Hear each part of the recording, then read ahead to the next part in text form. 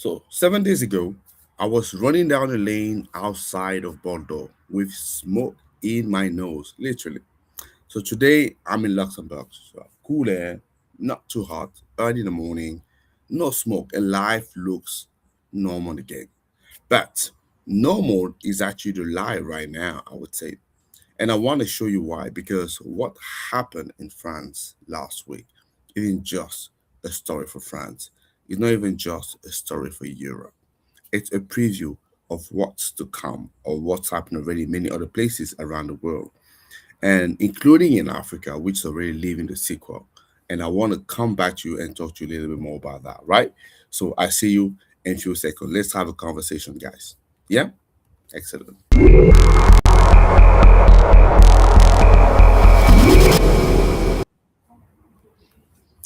Hello, everybody. How are you doing? My name is Tony. I'm the founder and CEO of RIA. What we do is very simple. We raise awareness about renewable energy and sustainability. If you want to grow your business across the continent, so we are your eco bridge for this, and we can help you with visibility, partnership, leads, and deals, right? Or if you're looking to decarbonize, we again your partner for that, right? So we can support you with your carbon footprint assessment and carbon reduction strategy. So reach out to us. I'll be more than happy and delighted actually to help you the best we can. Now, let me show you a little bit of a one short clip that I showed last week, and as I was running down to Bordeaux and the message that I was having there, and then we can come back and have this further conversation. Okay, excellent. Okay, so we're here in Gironde region. That's in France because I'm here for some vacation with the family, and very nice area actually. We regularly come here because I have my brother-in-law lives here, or at least he has a house here, and the activity in here. I don't know if you've been seeing the news. Wildfire in a big part of the area, and they have had to evacuate. I think it's Cap Ferret, one of the peninsula around here. They've evacuated the whole area, and it shows you how much damaging wildfire could be. But why am I talking about that? Simply because that's a frequent situation now we're seeing every summer, right? It gets very hot, create wildfire, endanger people, and spoils holidays.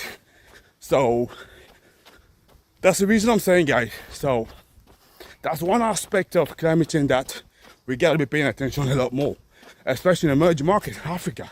Yes, energy access is important, but sustainability is also equally important, because if you build power plants but ending up seeing that destroy because of extreme event, you're not going very far, right?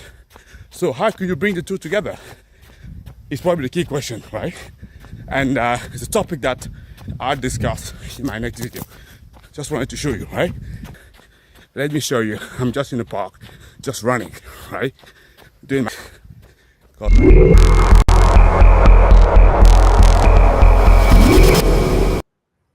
Actually, I was actually so when I was showing this video, that was me running near Graginian, which is outside Bordeaux. That was last week.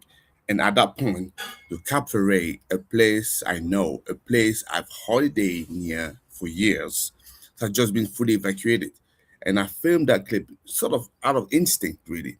So half because I couldn't quite believe what was happening 20 minutes from where obviously I was staying, because it was actually quite impressive to say, right? And I just want to show you as well another clip that I also took when I was at my brother-in-law's house, to sort of explain a little bit better the situation that was happening at that time as well, right? See you shortly. So you may have heard about the wildfire in Europe, right? Southern Europe. That actually, it's taking a lot of, I would say, concerning a lot of people around. And I'm actually here. That's not my house, by the way. I love it to my house, but it's not my house. It's my brother-in-law house. And what I wanted to show you around, so you may not see, but look at actually the sky. Look at how foggy it is, right? You could say, I can tell you it's only 6:30 or something like that, but look at all the sky. And actually You can't smell it, but definitely I can say it smoke like it smells like burnt fuel, burnt grass, and yes. So just wanted to show you around. It's very serious. So when you're hearing about what's happening in France and Spain and middle of it. And the funny thing is I was having a conversation about that with my brother and brother-in-law, and I was saying that this is for me the real cost of the climate change, right? It's the fact that you have some extreme event that's happening pretty much every summer now, so in Europe. And the funny thing is that, well, I don't say it's funny, but the important thing to understand is actually from now going on, this is going to be the coolest year going forward because we should be getting used to events like that on much more regular basis. We need to readapt. We need to rethink the way we construct our houses, we build our systems, and everything change. And this for me is the real cost of climate change. So when I was talking about that to Africa and the emerging market, this is actually what I'm talking about, guys. So I mean, if you're already complaining about the cost of building, you know, renewable energy, you know, power station, think about the cost of refurbishing all of these things. Just take into account those extreme events that we're seeing and the damage that they're causing. Yeah, that's what it is. I just wanted to record this video and share that with you. So that's the video that I recorded.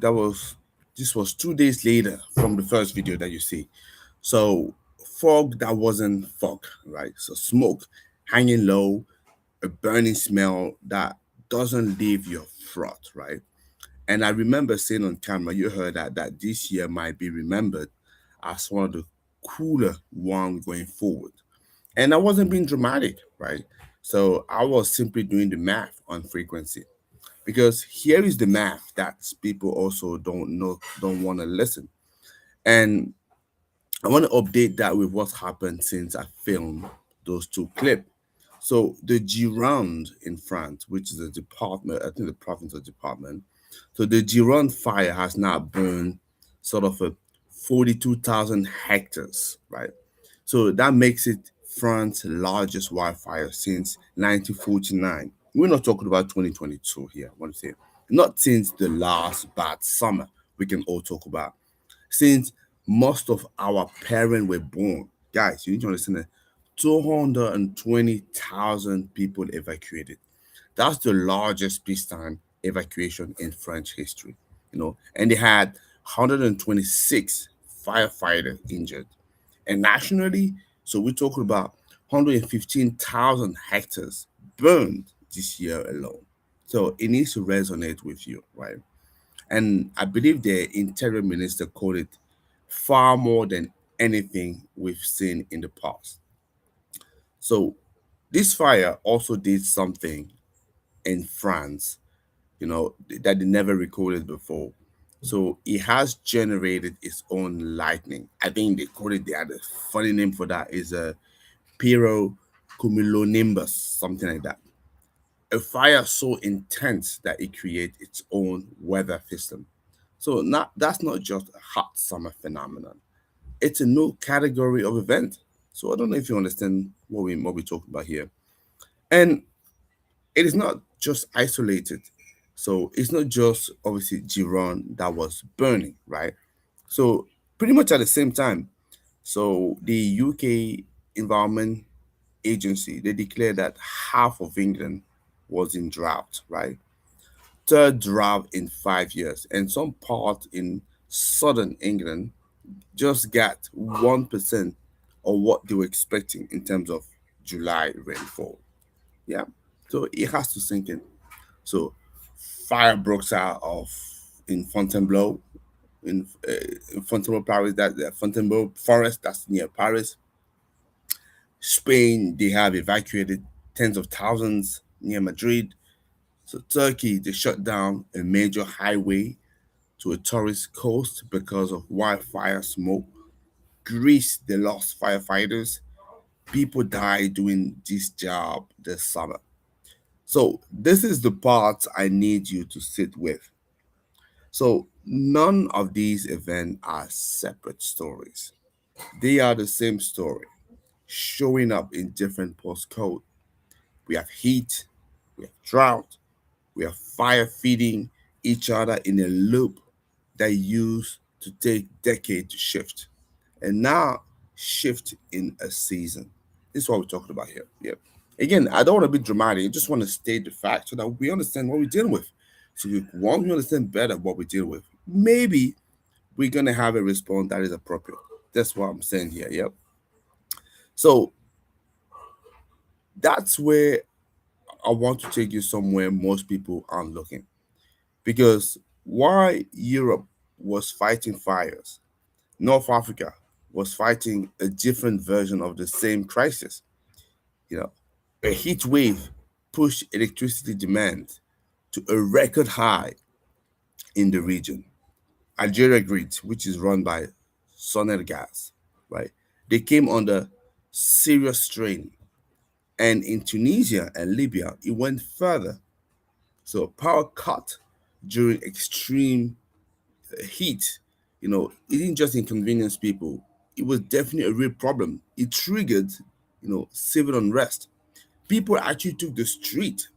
So if you understand that properly, people took the street not over politics in the traditional sense, right? We used to see that, people taking politics because they're not happy about one law that government has passed or one measure which clearly is not favorable to most of the people. No, it's not over politics. But because the lights and the AC went out in a 45-degree heat and the grid had nothing left to give, this is what they took the street we're talking about, right? In those places, in Tunisia and Libya. I wanted to read that again. So heat didn't just break an infrastructure, it broke trust in constitution, in institutional constitution. So that's what happens when energy system, aren't built, for the climate we're actually living in. Yeah. I've already mentioned, I think, in another video, right? In the UK, in my own case, my son had to miss 3 days of school because his school was not equipped to have students having lesson in a 36-degree, room, right, with no fan. They weren't equipped for that. And here is the twist that should reframe how you think about Africa's role in the whole conversation. In a recent piece, I read it perfectly, which was saying this. So maybe, okay, Europe should be looking to Africa for heat wave solution, not the other way around. Why am I saying that? Hold on a minute. Because community across the continent, they have been adapting to heat, to drought, to water stress, and also to fragile infrastructure for generations. Does it make sense for you? Yeah, we all recognize that, right? Yes. And they've done it without financing, insurance, safety net that in Europe we've assumed it wouldn't need. Yeah, that's what we said. So if you look at that to this perspective, so Africa is in the vulnerable footnote in the story. It could actually be the case study. So the question was, in fact, the question was never, can Africa cope with climate extremes? So Africa has been answering this question for decades.